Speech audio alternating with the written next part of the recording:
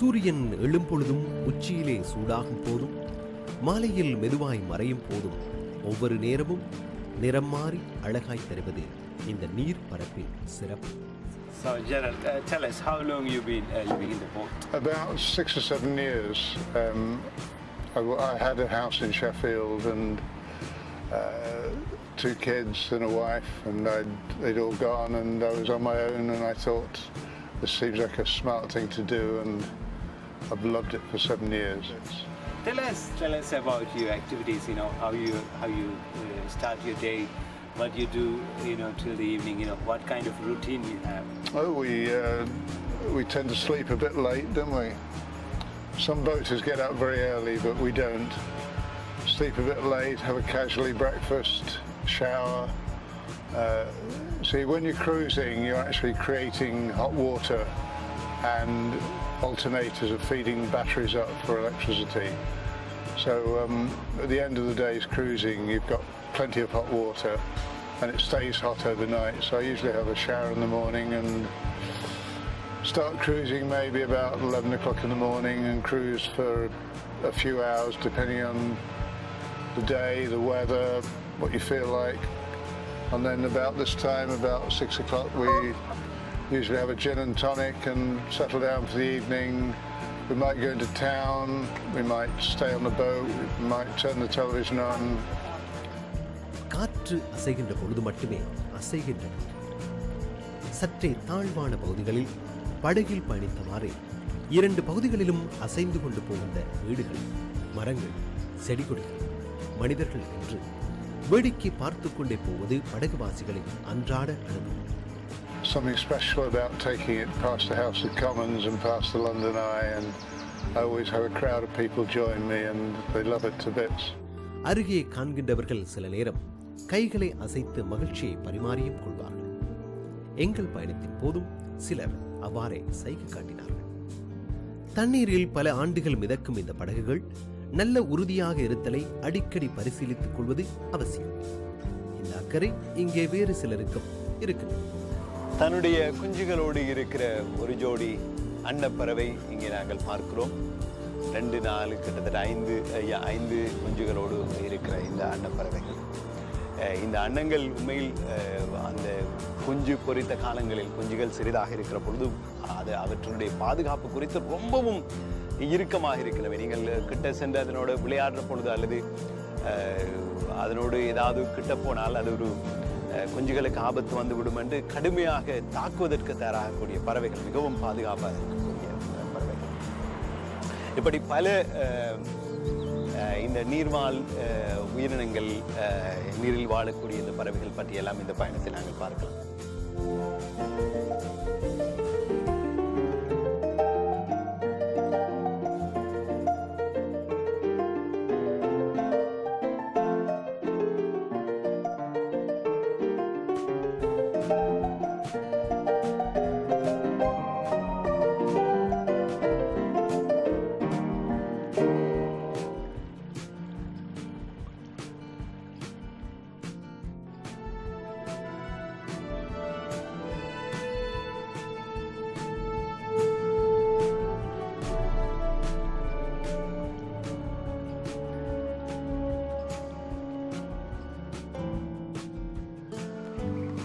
நல்ல ஒரு நடைபாதையாகத்தான் இந்த பகுதி இருக்கிறது. எல்லோரும் நடந்து போகிறார்கள், cycle ஓடுவார்கள்.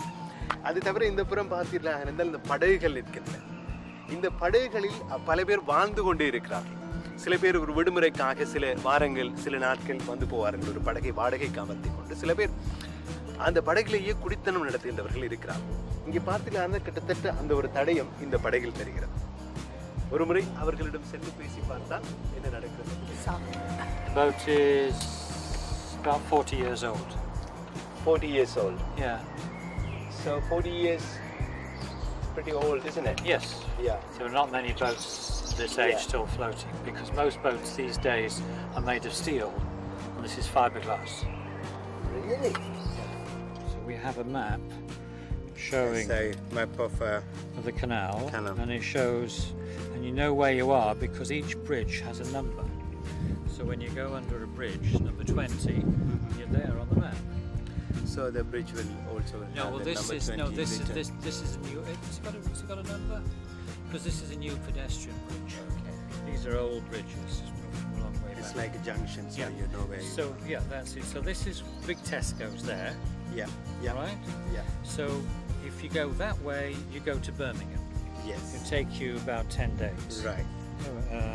If we go this way, which is the way that we're going tomorrow, we come down through Norwood, yes? Yes. Then there's a flight of locks. You'd like that if you want to photograph boats, Yeah. where you have that's really hard work.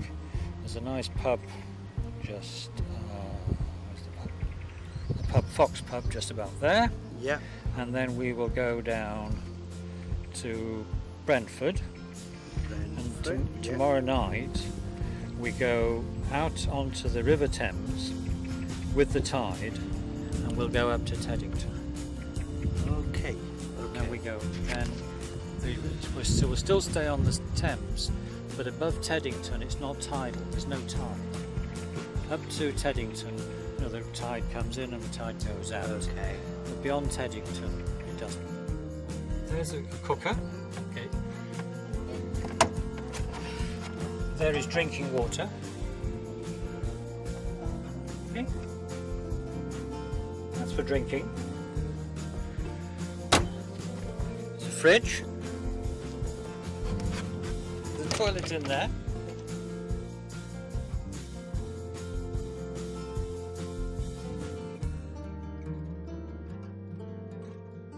உல்லாசத்தை மட்டும் தேடி படகை நாடி வருபவர்கள் என்று இவர்கள் எல்லோரையும் கூறிவிட முடியாது. வாழ்க்கை நிர்பந்தம், வாடகைக்கும் வழியில்லை, இருப்பதற்கு நிலத்தில் ஒரு துண்டும் இல்லை என்ற போது நீரை நம்பி வந்தவர்கள் பலர். In terms of money, is it cheaper to live in a boat? It's so cheap, I can't believe it, but I don't want to tell people because everybody might start doing it. But you're avoiding a lot of the bills. I mean, I go into the building society and they want to know my direct debits, and I say, well, I haven't got any. Yeah.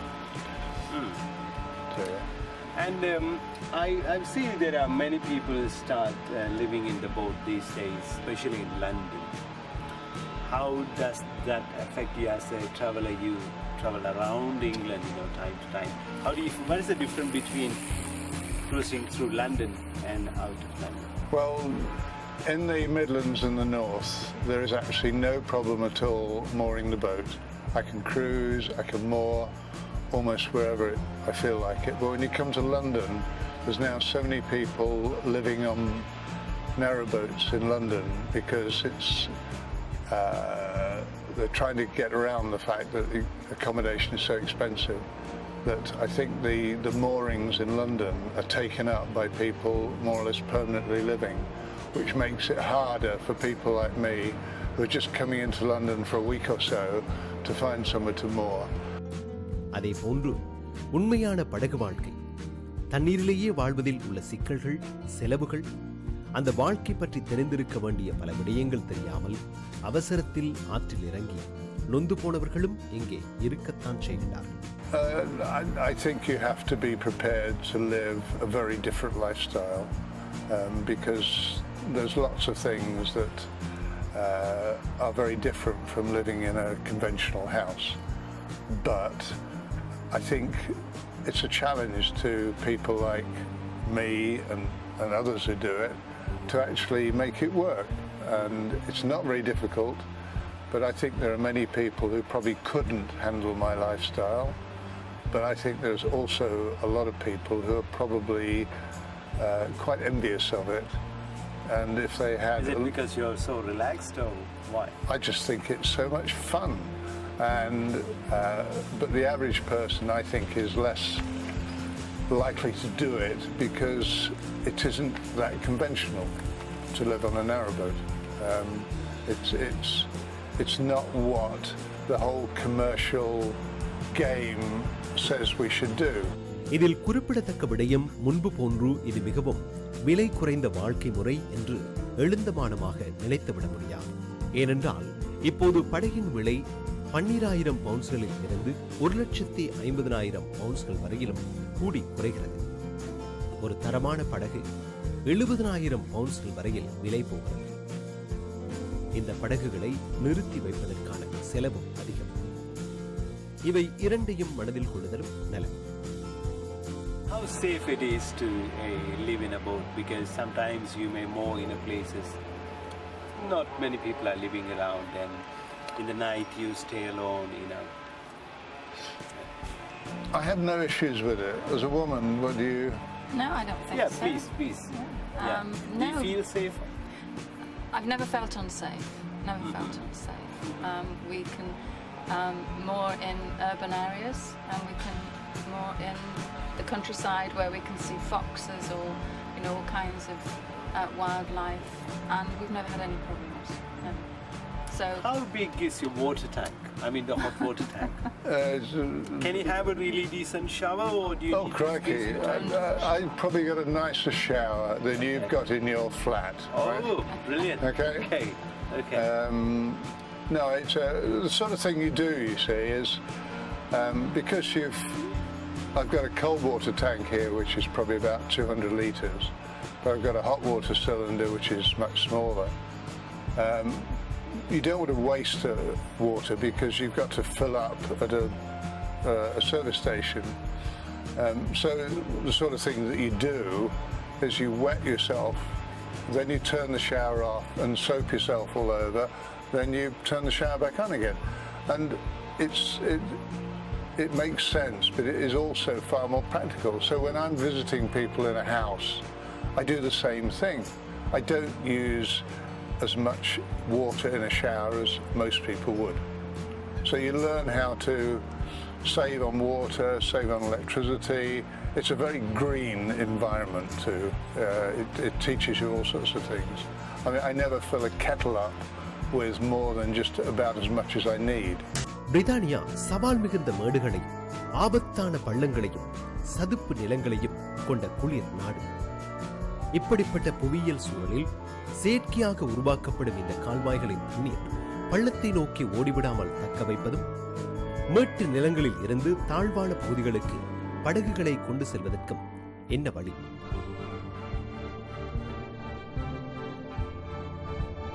அன்றைய பொறியியலாளர்கள் மூளையில் உதித்தது ஒரு அட்டகாசமான யோசனை. லாக்ஸ், தண்ணீர் படிக்கட்டுகள். தண்ணீரை கொண்டு படிக்கட்டுகளை அமைத்து அப்படிக்கட்டுகளில் படகுகளை ஏற்றி மேட்டுக்கும் பள்ளத்துக்கும் தண்ணீரிலேயே பயணம் செய்யும் நீர் படிக்கட்டுகள். இந்த லாக்ஸ் எனப்படும் நீர் படிக்கட்டுகள் இடத்துக்கும் தேவைக்கும் என்று பலவிதமாக அமைக்கப்பட்டன. 200 ஆண்டுகளுக்கு முன்னர் இதனை எப்படி செய்தார்? அவற்றின் இன்றைய நிலை என்ன? நூற்றுக்கணக்கில் ஆங்காங்கே இருக்கும் இவற்றின் சிலவற்றை நோக்கி எங்கள் தேடல் தொடங்கியது. கடைசியாக எங்களுக்கு இடம் கிடைத்து விட்டது. இந்த லாக் தேடி கொண்டு தெரிஞ்சோம். அந்த நீர் மறிப்பு கடைசியாக இதோ இந்த அடையாளம் கண்டுபிடிச்சிட்டோம். பெச்வோர்த் லாக் கேனல். இந்த கேனல் சென்டருக்கு அருகாமல் இருக்கக்கூடிய லாக். இன்னும் சில நிமிடங்களில் நாங்கள் அந்த லாக் எப்படி இருக்கிறது என்று பார்க்கலாம். கடைசியாக கண்டிருக்கிறோம்.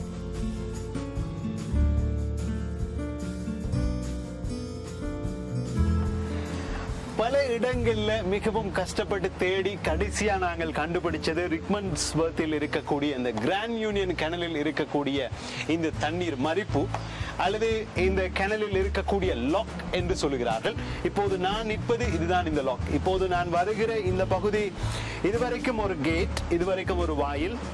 அந்த பகுதி இதுல இன்னொரு கேட் இருக்கு. இது ரெண்டும் இது சந்திக்கிற இடம். இத அந்த வழியில பிடிச்சு நாங்கள் இழுக்கலாம். இந்த இடத்துல இங்கிருந்து வரக்கூடிய தண்ணீரையும் இந்த பகுதியில் போகக்கூடிய தண்ணீரையும் இது மறைக்கிறது. இதே போன்று அங்கால இன்னும் ஒரு லொக் இருக்கு. கடைசியாக இந்த லொக்கை கண்டுபிடிச்சிருக்கோம். இந்த லொக் என்பது இந்த வலையமைப்பாக இருக்கக்கூடிய கனலில் கால்வாயில் தண்ணீர் ஓடாமல் இருப்பதாக, ஒரு திசை நோக்கி ஓடாமல் இருப்பதற்கு அமைக்கப்பட்ட மிகவும் முக்கியமான விடயம்.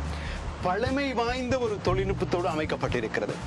1866ஆம் ஆண்டில் இந்த லாக் அல்லது இந்த மறிப்பு கட்டப்பட்டிருக்கிறது என்பது இந்த கிணறுடைய பழமையை எங்களுக்கு அழகாக சொல்லும்.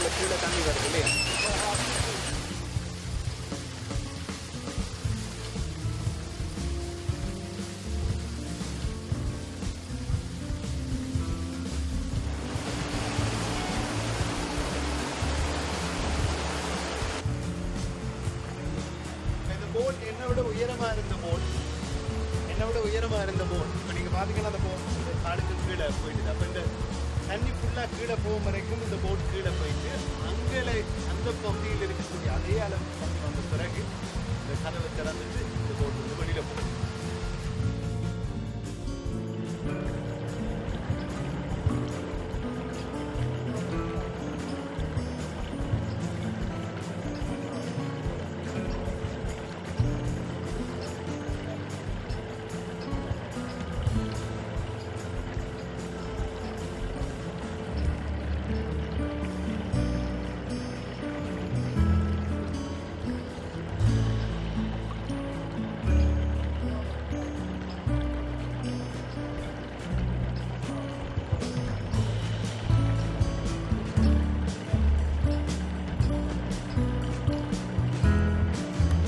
அந்த போட் போயிட்டு இப்போ நாங்கள் இந்த தண்ணி திரும்ப நீங்கள் பார்த்தீங்கன்னா அந்த கிணல் எல்லாம் ஒரே அளவில் அந்த தண்ணி இருக்கிறத பார்க்கலாம். அதால இந்த போட் இதில் இருந்து இந்த பக்கம் போகக்கூடியதாக இருக்குது. போட் போனது உடனே அவங்களோட வேலை இந்த கேட் இந்த மறிப்பை வந்து மூட வரும். நாங்களே மூடுறதுன்னு சொன்னபடி அவங்க போயிட்டாங்க. மூடி பார்க்கலாம். உண்மை பாரமான விஷயம் இது. ஒரு கொஞ்சம் கடினப்பட்டு தான் நீங்கள் நிற்க வேணும். இதே போல அந்த பக்கம் இன்னொன்று இருக்கு. இதை மூடின பிறகு இந்த தண்ணி என்ன செய்யும் என்றால் அந்த நடுவில் நிற்கிறது கொஞ்சம் கொஞ்சமாக வடிந்து இந்த நாங்கள் மூடி இருக்கிறோம் இந்த பகுதி இதுல இருந்து அந்த பக்கம் இருக்கக்கூடிய அந்த கதவு வரைக்குமான அந்த பிரதேசத்தில் இருக்கக்கூடிய தண்ணீர் வடிந்து கீழே ஓடி பிறகு இந்த பக்கம் வாரதுன்னு சொன்னால் இந்த கதவை திறந்துட்டு போட்ட உள்ளுக்கு கொண்டு வந்துட்டு இந்த கதவை திறந்த பிறகு தண்ணி இதுல வந்து நிரம்பும். நிரம்பின பிறகு இந்த கதவை மூடி அந்த பக்கம் உள்ள கதவை திறந்தா அந்த தண்ணி வடிய போட் கீழே போகும். அப்ப அந்த தாழ்வாக இருக்கக்கூடிய கடல் பகுதிக்கு இணையான உயரத்துக்கு அந்த போட் வரும். அதன் பிறகு அந்த கதவு திறந்துட்டு அந்த போட் வெளியில போகும். அதே போல அங்காளத்து வருகிற போட்டும் இதே நடைமுறை. உயர்வு தாழ்வாக இருக்கக்கூடிய கடல்ல அந்த வடிகால் அமைப்புல தண்ணி ஒரு திசையில அப்படியே அடிச்சு கொண்டு விடாம நீர்மட்டத்தை மட்டப்படுத்தி வைத்திருப்பதற்காக இந்த லாக்ஸ் அல்லது இந்த மறிப்பு வைத்திருக்காங்க.